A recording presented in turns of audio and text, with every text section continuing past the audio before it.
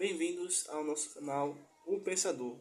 Nesse vídeo eu vou fazer uma refutação ao vídeo aqui do Lucas aí do canal, onde ele apresenta a sua ideologia do aniquilacionismo. Então, ele obviamente ele parte já de várias premissas equivocadas, mas indo mais adiante, basicamente no vídeo ele vai meio que reinterpretar a passagem de Mateus 25 e o verso de 46, mostrando que o entendimento de tormento eterno é equivocado segundo a cosmovisão ou ideológica do aniquilacionismo. Né? O que é aniquilacionismo? É a doutrina da extinção da alma dos ímpios, em vez de serem enviadas para o inferno eterno consciente. Né? Então os descrentes serão destruídos, apagados, aniquilados, enquanto os justos entrarão no estado de bem-aventurança. É o que faz dessa forma, onde o texto faz ao contrário. O texto, que qualquer texto que você pegar, você vai ver, obviamente, que o castigo é eterno e a vida é eterna. Não há como modificar o entendimento. Só há essa mudança quando você vai modificar ou admitir a doutrina aniquilacionista. Aí você vai ter que modificar o castigo eterno, não é? Ele vai chamar de, se não me engano, de morte eterna. Deixa eu ver se é isso mesmo, morte eterna, né? Não tormento eterno. Então, aí poder fazer o mesmo com a vida eterna. Não vai ser uma vida eterna. E aí? A vida vai deixar de existir? Não vai, né? Bem, eu vou apresentar aqui, a princípio, 6 razões pelas quais o vídeo que ele faz aí está equivocado. Óbvio que eu não vou entrar em todos os detalhes, que não vai valer a pena, porque o texto contradiz a teoria do aniquilacionismo, tá bom? O que ele faz de princípio justamente mostrar que o inferno ele não existe, na verdade, né? Ele não é eterno, certo? E a gente vai ver que, ao contrário disso, o inferno é eterno dentro da nossa linguagem, né? Obviamente que foi o que Sheol, Quena, Tártaro, enfim, né? Mas nas nossas traduções a gente utiliza até o momento o inferno, né? Possa ver que daqui a alguns anos se modifique para outro nome, né? Ou para tormento eterno mesmo. Enfim, aí são outras questões.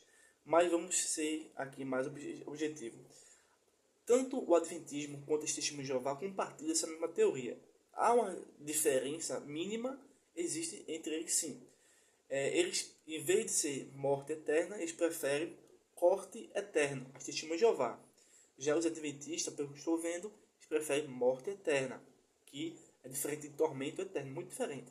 Mas qual dessas visões a Bíblia apoia? Obviamente, tormento eterno. A gente vai verificar aqui essas razões de acordo com uma percepção mínima do texto. Né? Não é preciso ser muito estudioso no assunto, né? A não ser que a pessoa tenha uma dúvida, né? Enfim. Há um termo que basicamente vai acontecer aí, né? É no grego, karalasis, né? Originalmente vai significar o quê? Podar. E na verdade não existe justificativa para botar como morte eterna, e muito menos como corte eterno. O significado que nós podemos entender realmente é de punição, de castigo ou de tormento. Isso o texto apoia. Ah, você diz, não, mas o texto não tem tormento, não tem, né? Sim, mas trindade não está na Bíblia. Se eu pôr o termo trindade na Bíblia, a Bíblia ela não vai ser adulterada, porque a trindade não é uma doutrina bíblica, ok? Mas segundo os testemunhos de Jeová, haverá adulteração. Mas segundo os adventistas que acreditam na trindade, é possível entender que eles não vão dizer isso. Outros, se forem legalistas e tudo mais, revisionistas, vão dizer que sim. Então, o termo, né, ele tem que ter apoio bíblico. Já o aniquilacionismo não tem apoio bíblico. Se você pôr na Bíblia, não vai encontrar nenhum termo bíblico. Então, é muito importante entender que o termo aí, no original, pode sim ser traduzido, né, por castigo eterno, por punição eterna, por tormento eterno, mas nunca por morte eterna e nem por corte eterno. Haja vista que existem vários conjuntos de passagens que mostram esse entendimento que esse versículo traz. Né? Não há como duvidar dos textos. A primeira razão que eu vou trazer aqui a vocês nesse vídeo, espero que o áudio fique bom, eu vou até me aproximar aqui do vídeo, é a seguinte, em Lucas 16, verso 22 e verso 28. É a primeira evidência, junto com essa de Mateus 25, 46, em que um homem rico morreu e foi para o inferno. Estava consciente e em tormento. É o que o texto mostra. Se o texto mostrasse morte eterna, não haveria vamos dizer assim, o sentido, né, de falar de alguém que não existe, né, que a alma não existe, estando consciente e em tormento. Não faz sentido negar o castigo eterno e depois verificar que o indivíduo está consciente e em tormento.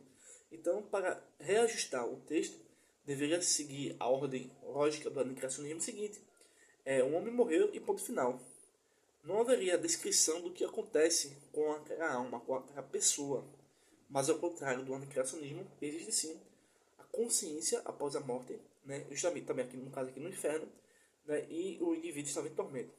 Veja bem, e não existe absolutamente qualquer indicação no texto que essa punição em algum momento ia acabar, ia cessar, ia deixar, ia ser apagada, né?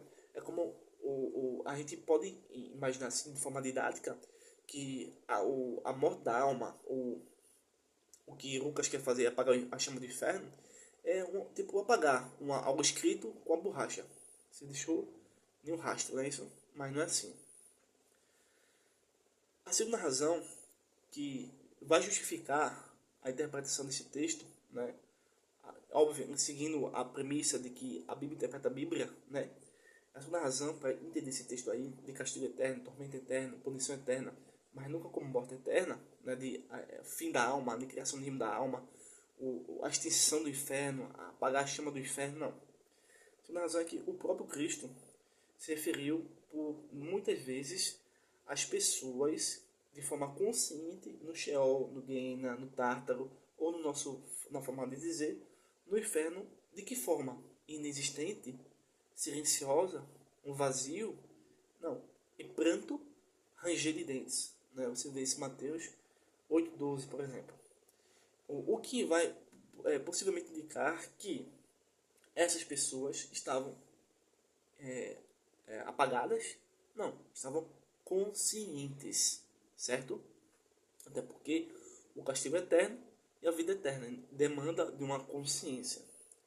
Terceiro ponto, o inferno possui a mesma duração que o céu, ou seja, eterno. É o que você pode constatar em Mateus 25, verso 41 e o verso 46, tá bom? Uma quarta razão é que o fato de a punição ser eterna indica que os condenados também deverão ser eternos. Não podemos presumir que alguém que sofra punição eterna, a menos que exista para ser punido. Se assim não fosse, na prática, não faria sentido nenhum dizer que os malignos sofrerão a aniquilação eterna. Antes, os pecadores, os ímpios, enfim, os ateus incrédulos sofrerão uma ruína infinita. E essa punição jamais terá fim de forma nenhuma.